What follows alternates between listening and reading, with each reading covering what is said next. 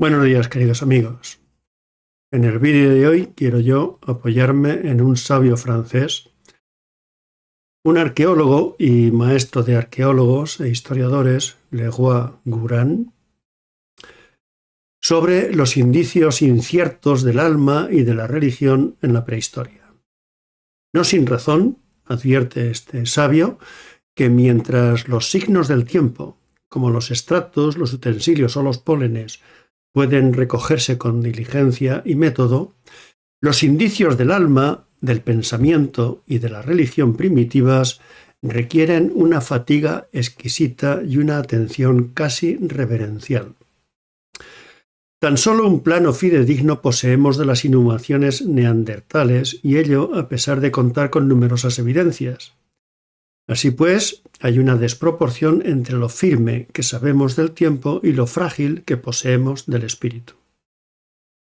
Denuncia el autor el cómodo recurso a la especulación, o sea, a sustituir el pensamiento por el pensamiento a falta de hechos. Con ello pone en entredicho el comparatismo excesivo, que en el siglo XIX tuvo su razón de urgencia. Afirmar la humanidad del hombre fósil, pero que en nuestros días se degrada en trivial pero grullada. Aquí se impone pues una severa limpieza metodológica, descoser los bordados de cultos, mandíbulas y tótems hasta quedarnos con el hombre en su elementalidad, pensante, viviente, perplejo ante la muerte y no solo hueso. La cronología prehistórica, aunque inconmensurable, se perfila con una discreta claridad. Desde los primeros bípedos hasta el Homo sapiens, los utensilios crecen en variedad y perfección, y con ellos, aunque sin evidencia definitiva, parece alzarse una arquitectura del espíritu. Pero si del Pithecanthropus y del Sinanthropus poco o nada sabemos de su vida interior, al llegar al Homo sapiens, la sobreabundancia artística y funeraria nos fuerza a admitir un pensamiento religioso, aunque sea mínimo, como dimensión esencial. Leroi-Gourhan, con sabia mesura, rehúye toda distinción prematura entre religión y magia, fijando el sentido de religión, entre comillas, en una definición restringida, la manifestación de preocupaciones que exceden el orden material. Una definición muy vaga voluntariamente. Es, a decir verdad, un gesto metodológico prudente, exigido tanto por la opacidad del fenómeno religioso, aun en los vivos, como por la índole ambigua y fragmentaria de los restos materiales de que disponemos. Pero rechazada la ligereza, también rechaza el autor el escepticismo. No hay motivo para negar al hombre paleolítico una inteligencia capaz de angustiarse ante lo inexplicable. Si igual es la naturaleza del intelecto, aunque no su grado, igual será la inclinación a simbolizar el miedo, la muerte, lo extraordinario. Así el lenguaje, ese taller de símbolos, se constituye en mediador entre el mundo y el hombre. Sin símbolos, la inteligencia no hallaría asideros. Y del símbolo técnico, el instrumento, la herramienta, pasamos sin sobresalto al símbolo sagrado. Lo religioso, en su raíz, no difiere del arte de tallar. Es una forma de intervención humana sobre un mundo que lo sobrepasa, bien por medio de fuerzas físicas, bien por contacto con lo invisible. De ahí que cada estadio del progreso técnico tenga su correspondiente estadio espiritual. Pero esto no sustituye, sino que se superpone y domina, y así hasta nosotros arrastramos el sedimento arcaico bajo la conciencia presente. En suma, la religiosidad del hombre no es un accidente tardío ni un añadido cultural, sino un correlato simbólico de su capacidad reflexiva. Lo que talló con la piedra, seguro, lo talló también en el alma. En el estudio de aquellos siglos pretéritos, no sin causa, se ha convenido entre los sabios que la historia comienza donde comienza la escritura, pues sin esta, instrumento fiel de la memoria racional, la humana posteridad carece de testimonio cierto que le afiance lo acaecido. De aquí que cuanto haya antes del trazo primero del cálamo, la pluma, no sea propiamente historia, sino conjetura, fábula o arqueología muda. Halláranse, por cierto, cráneos, húmeros, fémures e instrumentos pétreos que unos juzgan armas, otros herramientas y otros restos sin función averiguable. Pero ni hueso ni pedernal dice cosa alguna del pensamiento que los empuñó ni la intención que los guió. De aquellos hombres, nuestros abuelos más remotos, tenemos sus osamentas, pero no su voz, sus útiles, pero no sus razones. Si el alma es principio de vida y palabra, ¿qué certidumbre podemos tener de su existencia cuando no ha dejado palabra, ni canto, ni rezo? Es verdad que los primeros signos escritos que el humano linaje nos ha legado son las tablillas sumerias, de tiempo no muy remoto si se compara con los 2 millones de años en que el Homo habilis holló la tierra. 5 milenios apenas son un suspiro si se piensa en esa vastedad de edades oscuras. A lo largo de ellas nada nos fue transmitido, ni consejo, ni ejemplo, ni ley.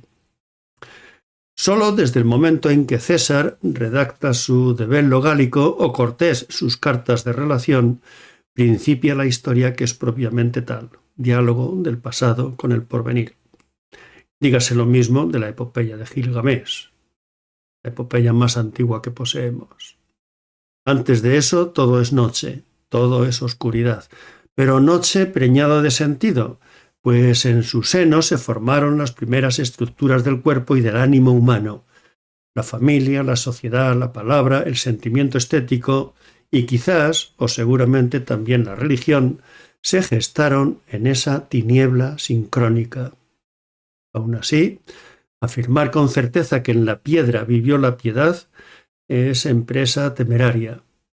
El hombre del Paleolítico calla, y ese silencio es más elocuente que muchos discursos.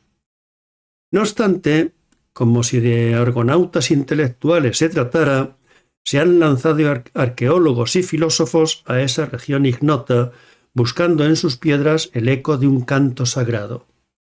Y han hallado algunas huellas, tenues, tumbas, signos, pinturas. Mas del signo a la significación hay un hondo abismo.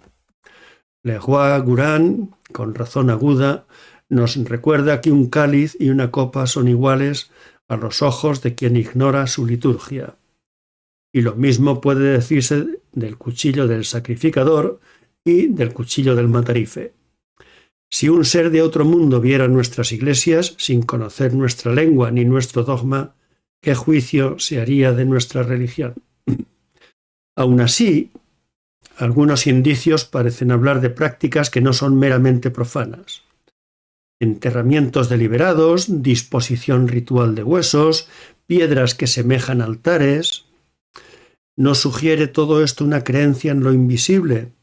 Según Lucas, ha querido ver ya en el Homo pekinensis y aun en el antecesor de Atapuerca signos de religión.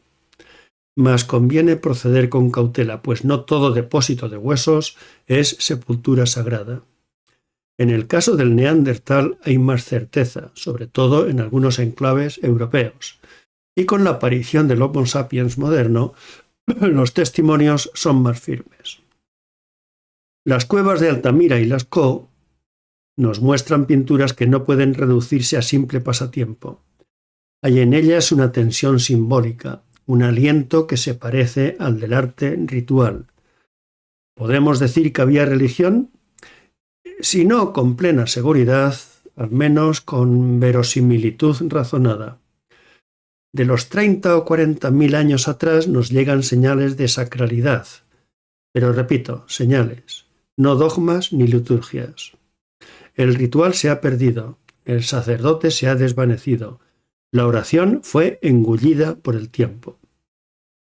Algunos pensadores modernos, como Comte, Marx, Fraser, Freud, han proyectado sobre ese pasado sus teorías, buscando allí el germen de la religión o de la irreligión.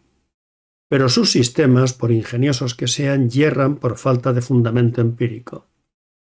En la ciencia verdadera no basta la analogía ni el deseo, es menester la prueba. En ausencia de documentos, toda generalización sobre la religiosidad primitiva ha de revestirse de humildad filosófica. socrática. Más aún, conviene guardarse de la falacia naturalista tan frecuente entre ideólogos modernos. Que no haya pruebas de religión en cierto tiempo no implica su inexistencia, como tampoco la presencia constante de religiones patriarcales puede tomarse como justificación del dominio masculino.